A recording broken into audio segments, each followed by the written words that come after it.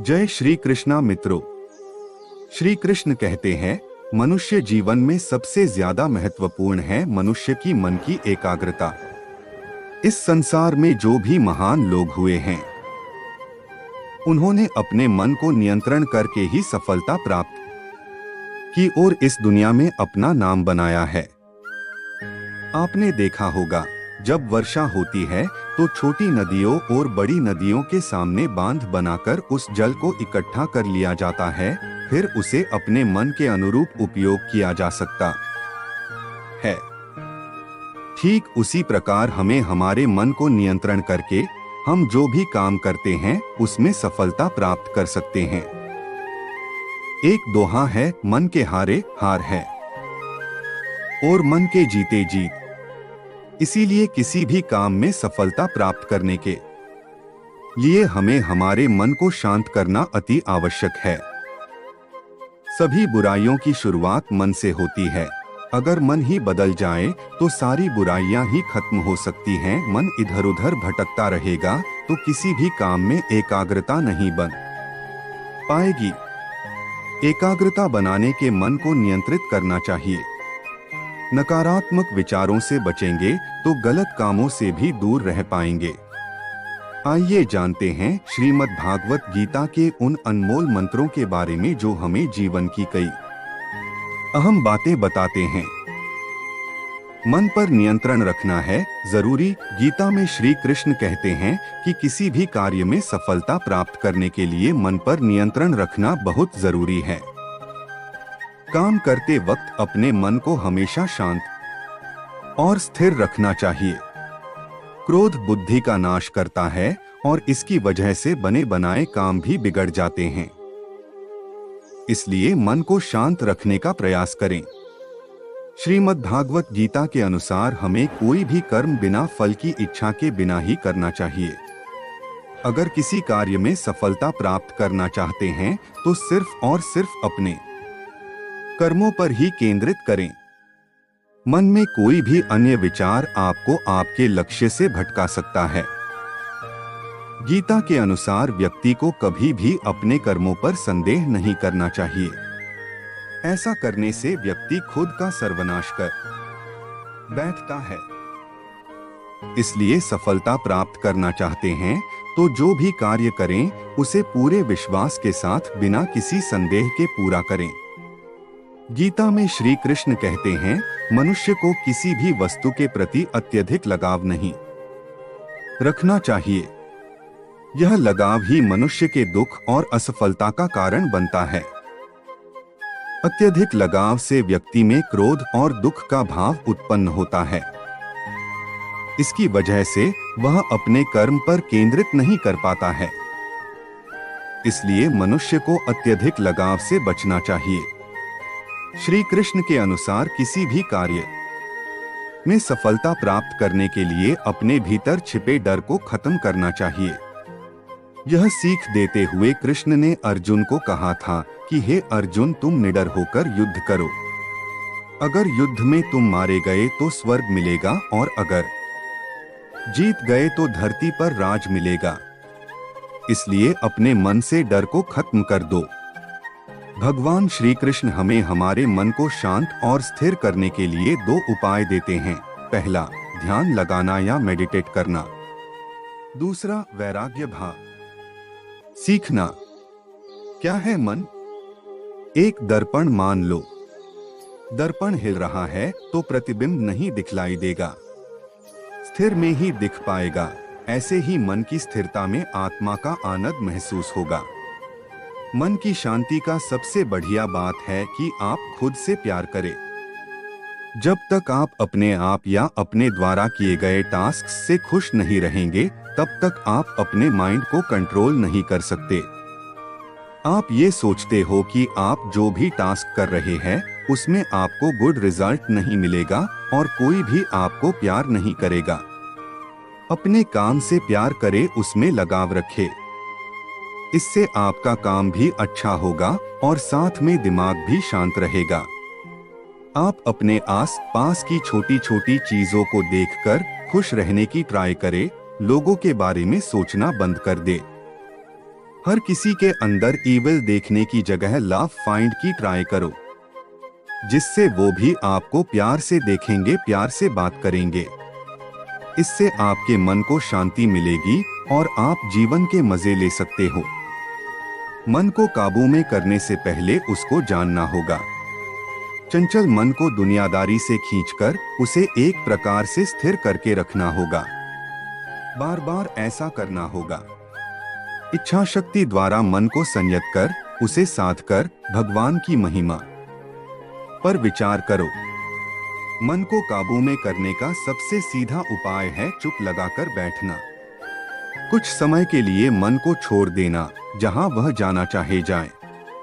तुम पूरी दृढ़ता से सोचते रहो, मैं दर्शक हूँ, साक्षी हूँ, बैठे बैठे मन का डूबना उतराना देख रहा हूँ। मैं मन नहीं हूँ। इसके बाद अपने मन को देखो। सोचो, मन से तुम बिल्कुल अलग हो। खुद को भगवान के साथ एकाकार रूप में सोचो। किसी निर्जीव वस्तु या मन के साथ खुद को एकाकार न कर डालो। कल्पना करो, मन मानो तुम्हारे सामने फैली एक शांत झील है। जो विचार मन में उठकर धुंधला रहे हैं, वो जैसे झील में बुलबुले उठ रहे हैं और सतह पर आकर विलीन हो रहे हैं। विचारों को नियंत्रित करने की कोई कोशिश मत करो। कल्पना की आंख से उन्हें बस दर्शक की तरह देखते जाओ, किस तरह वह बहा चला जा रहा है। तालाब में ढेला फेंकने पर जैसे पहले खूब जल्दी जल्दी तरंगे उठती हैं, इसके बाद तरंग की परिधि जितनी बड़ी होती जाती है, तरंग उतनी कम आती हैं।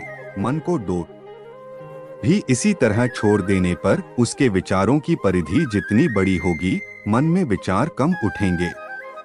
लेकिन हम इस प्रणाली को उलट देना चाहते हैं। पहले हम विचार के बड़े वृत्त से शुरू करके उसे छोटा छोटा करते हुए मन को जब एक बिंदु पर लाएंगे, तब उसे वहीं पर स्थिर करके रखना होगा।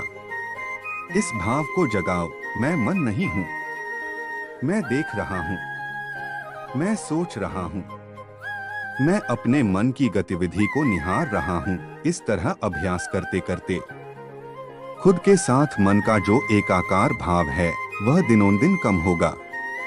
आखिर में खुद को मन से पूरी तरह अलग कर पाओगे और ठीक ठीक समझ पाओगे कि मन तुमसे अलग है। यह जब हो जाएगा, तब मन तुम्हारा दास होगा, जिसे तुम अपनी मर्जी से नियंत्रित कर पाओगे। योगी होने का पहला पड़ाव है अपनी इंद्रियों से परे जाना, और जब मन पर विजय हासिल हो जाए, तो समझो कि साधक सर्वोच्च स्तर पर पहुंच गया है। जहां तक संभव हो अकेले रहना। आसन ज्यादा ऊंचा न होना ही ठीक। पहले कुशासन, फिर मृगचर्म, फिर रेशम या पटवस्त्र बिछाना। टेक लेने के लिए कुछ न होना ही अच्छा। कुल मिलाकर आसन दृढ़ होना चाहिए। हर तरह के विचारों का त्याग कर मन को खाली कर डालो। जैसे ही कोई विचार मन में उठे, तुरंत ही उसे दूर कर देना।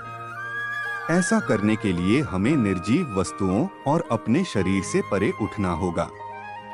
दरअसल मनुष्य का पूरा जीवन ही इस अवस्था तक पहुंचने की एक अनवरत कोशिश है। हम आपको एक कहानी सुनाते हैं जो आपको मन को एकाग्र करने के लिए प्रेरित करेगी। एक बार एक गांव में साधु रहता था। वह गांव के बाहर वन में बनी अपनी कुटिया में जा रहा था। इसी रास्ते में बाजार पड़ा। यहाँ से गुजरते हुए साधु की नजर एक दुकान पर पड़ी। यहाँ पर कई सारी टोकरियां पड़ी हुई थीं। उन टोकरियों में खजूर रखे हुए थे। खजूरों के देख साधु को लालच आ गया। उसका मन खजूर खाने को करने लगा, लेकिन उसके पास पैसे नहीं थे। ऐसे में उसे अपने मन को काबू में रखना पड़ा। फिर वो कुटिया की तरफ चल दिया। साधु अपनी कुटिया पहुंच गया, लेकिन फिर भी खजूर खाने का विचार मन से नहीं गया। वह लगातार इसी बारे में सोचता रहा। वह ठीक से सो भी नहीं पा रहा था। अगली सुबह वह जागा और फिर से खजूर खाने के बारे में सोचने लगा। उसने सोचा खजूर खाने हैं तो पैसे तो चाहिए ही होंगे। ऐसे में साधु सूखी लकड़ियां बेचकर खजूर खरीदने लायक पैसों को जमा कर पाया। कई लकड़ियों को गठठर इकट्ठा करने के बाद वह उन्हें कंधे पर लाद कर बाजार की तरफ चला। वह उन लड़कियों को बेचने जा रहा था। लड़कियों का गठठर काफी भारी था, उसके लिए इन्हें लादकर आसान नहीं था, लेकिन फिर भी साधु चलता गया।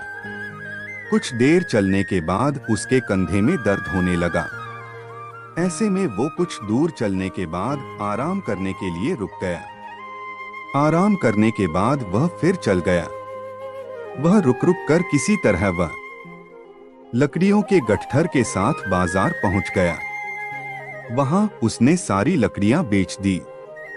अब इतने पैसे तो इकट्ठा हो गए थे कि वह खजूर खरीद सके। पैसे लेकर वो खजूर की दुकान में पहुंचा। सारे पैसे देकर उसने खजूर खरीद लिए।